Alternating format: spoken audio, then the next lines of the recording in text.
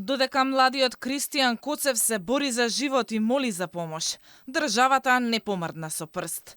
Кико има ретка болест, а за неговото лекување се потребни над 50.000 евра, за да отпатува на лекување во Турција.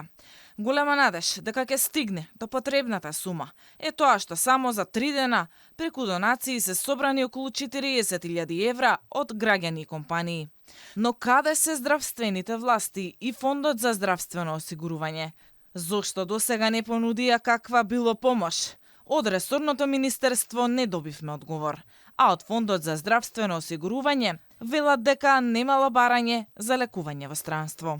За осигуреникот Кристијан Коцев нема поднесено барање за лекување во странство во Фондот за здравствено осигурување на Македонија.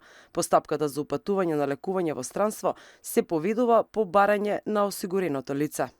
Кристијан има ретка дијагноза и секојдневно му се влошува неговата здравствена состојба, поради што итно е потребно да се собере потребната сума.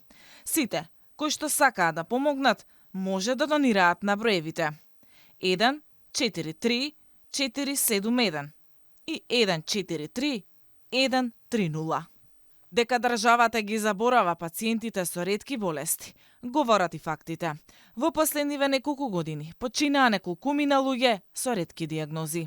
Благојче Илиевски, кој речиси 2 години добиваше уверување дека ќе го добие лекот за цистична фиброза Трикафта, ја изгуби битката со болеста.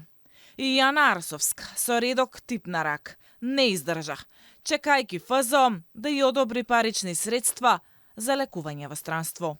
Тамара од Велес, девојчето кој имаше искривен рвет, почина чекајќи државата да ја одобри операција во странство. Во Македонија има околу 2000 пациенти со ретки болести со приближно 300 различни дијагнози. Секоја година бројот на новодијагностицирани се зголемува, од кои најголем процент се деца.